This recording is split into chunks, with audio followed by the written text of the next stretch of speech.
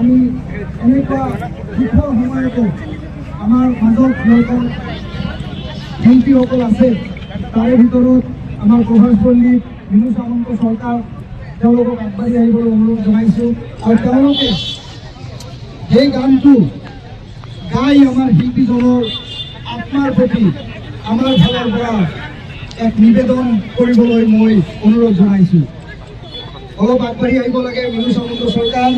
আমি বৃহত্তৰ বৰপেটা ৰোডৰ বিভিন্ন দল সংগঠন, কেন্দ্ৰীয় ৰবীন্দ্ৰ স্মৃতি মঞ্চ, নেতাজী সুভাষ বসু ভাৱনা মঞ্চ, প্ৰগতি সংঘ, প্ৰভাতী সংঘ, স্বামী বিবেকানন্দ ভাৱ দৰ্শন কেন্দ্ৰ, বৃহত্তৰ বৰপেটা ৰোড বাঙালী সমাজ, বাঙালী যুৱ ছাত্ৰ ফেডাৰেশ্যনৰ বৰপেটা ৰোড আঞ্চলিক সমিতি আৰু লগতে বৃহত্তৰ বৰপেটা ৰোডৰ বিভিন্ন দল সংগঠনে স্বতঃস্ফূৰ্তভাৱে আমাৰ সকলোৰে অতি শ্ৰদ্ধাৰ মৰমৰ আৰু প্ৰিয় শিল্পী জুবিন গাৰ্গ যিজনে আমাৰ সকলোকে কন্দুৱাই আমাৰ বুকু উদুম কৰি যোৱাকালি অসময়ে অকালে এই ইহলীলা সম্বৰণ কৰিলে, আমাৰ মাজৰ পৰা গুচি গ'লগৈ। তেওঁৰ মৃত্যুত আমি সকলোৱে দিশাহাৰা যে অসমৰ আটাইতকৈ ডাঙৰ যিজন অভিভাৱক আজিৰ দিনত, যিজনে নিজৰ জীৱন এজন শিল্পী হিচাপে, সংগীত শিল্পী হিচাপে আৰম্ভণি কৰিছিলে আৰু শিল্পী হিচাপে ৰাষ্ট্ৰীয় পৰ্যায়ত আন্তঃৰাষ্ট্ৰীয় পৰ্যায়ত এক ছাপ তেওঁ এৰি থৈ গ'ল। ইয়া আলি সংগীতৰ মাধ্যমেৰে, মায়াবিনী ইত্যাদি বিভিন্ন তেওঁৰ কালজয়ী যিসমূহ সংগীত আছে, সেই সংগীতৰ মাধ্যমেৰে প্ৰজন্মৰ পিছত প্ৰজন্মক তেওঁ প্ৰভাৱিত কৰি গৈছে সংগীতৰ জগতখনত। তাৰ পিছৰে পৰাই তেওঁ অসম আৰু অসমীয়া জাতীয় জীৱনৰ হিয়াৰ আমঠু হৈ পেলাই অসম আৰু অসমীয়াৰ স্বাৰ্থত সদায় মাত মাতি গৈছে আৰু তেওঁ নিস্বাৰ্থভাৱে অসম আৰু অসমীয়াক ভাল পাইছিলে আৰু অসম আৰু অসমীয়াৰ স্বাৰ্থত তেওঁ মাত মাতিছিলে। আৰু অসমীয়াই, আমি প্ৰত্যেকজন অসমীয়াই সংকট কালত আমি সদায় জুবিনদাৰ মুখলৈ চাই থাকোঁ যে কেতিয়া জুবিনদাই কি ক'ব, আৰু জুবিনদাৰ মতে অসমৰ মানুহে এক সিদ্ধান্ত আৰু নিৰ্ণয় লয় যে কি কৰা উচিত হ'ব। সেয়া প্ৰকৃতিৰ বিষয়ে কোনো কাৰ্যসূচী হওক, জীৱ জন্তুৰ বিষয়ে কোনো কাৰ্যসূচী হওক, বা অসমীয়া চলচ্চিত্ৰ জগতৰ ক্ষেত্ৰতো হওক, অসমীয়া চলচ্চিত্ৰ জগতৰ যি উত্তৰণ, সেই উত্তৰণ আজিৰ পৰা প্ৰায় এটা দশক আগতে সপোন হিচাপে জুবিনদাই লৈছিল যে অসমীয়া বোলছবি জগতক তেওঁ আগুৱাই লৈ যাব, আৰু এককভাৱে নিজৰ কান্ধত তেওঁ এই দায়িত্ব তুলি লৈ অসমীয়া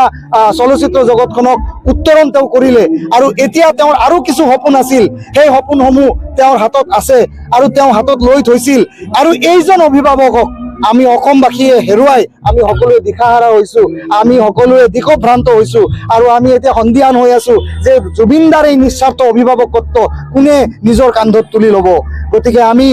আজি যে তেওঁ এই অসময়ত অকালত আমাক এৰি থৈ গুচি গ'লগৈ, ছিংগাপুৰত যে তেওঁক লৈ যোৱা হ'ল, এক বাণিজ্যিক চক্ৰই যে তেওঁক ছিংগাপুৰত লৈ গ'ল, তেওঁ যে অসুস্থ হৈ আছে ইমান দিন, তেওঁৰ অসুস্থতাৰ কথাটো মাথাত ৰাখি পেলাই তেওঁ কিয় নিৰাপত্তাৰ ব্যৱস্থা কৰা নহ'ল, আমি সেই দাবী সজোৰে উত্থাপন কৰিছোঁ। আমি বৰপেটা ৰোডৰ পৰাও আমি এই দাবী কৰিব খুজিছোঁ যে তেওঁ ছিংগাপুৰত ক'ত গৈছে, কাৰ লগত গৈছে, কিয় তেওঁক উন্মুক্তভাৱে সাগৰত বিচৰণ কৰিবলৈ দিয়া হ'ল, কিয় তেওঁক অলপো দায়িত্ব লৈ পেলাই তেওঁক অসমৰ সম্পদ হিচাপে তেওঁক নিৰাপদ কিয় ৰখা নহ'ল, এই প্ৰশ্ন উত্থাপন কৰাৰ লগতে এই সমগ্ৰ ঘটনাৰ এক উচ্চস্তৰীয় আমি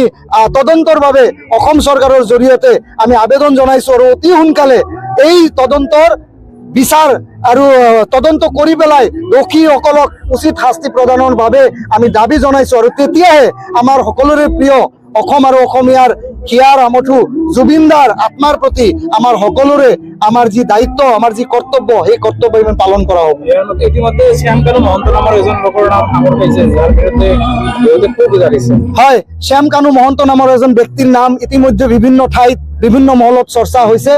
অকল শ্যাম কানু মহন্তই নহয়, শ্যাম কানু মহন্ত আৰু শ্যাম কানু মহন্তৰ দৰে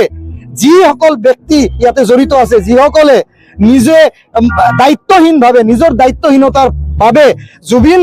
গাৰ্গক অকল নিজৰ ব্ৰেণ্ড হিচাপে ব্যৱহাৰ কৰি টকা ঘটাৰ বাবে তেওঁলোকে এক চক্ৰান্ত কৰিছিলে, সেইসকল জগৰীয়া আৰু সেইসকলক চিনাক্ত কৰিব লাগে। আৰু সেইবাবে উচ্চস্তৰীয় তদন্তৰ আমি দাবী জনাইছো, আৰু দাবী জনোৱাৰ লগে লগে তেতিয়াহে জুবিনদাৰ আত্মাই সঁচা অৰ্থত শান্তি লাভ কৰিব। আৰু জুবিন ফেন ক্লাব আৰু আমি সকলোৱে, জুবিন অনুৰাগীসকলে জুবিনদাৰ যি নীতি আদৰ্শ, তেওঁৰ যি ভাৱাদৰ্শ, সেই ভাৱাদৰ্শ আমি জীয়াই ৰাখিব লাগিব। অসম আৰু অসমীয়া বাচি থাকিব লাগিলে জুবিনদাৰ আদৰ্শ আমি সদায় মনত ৰাখিব লাগিব।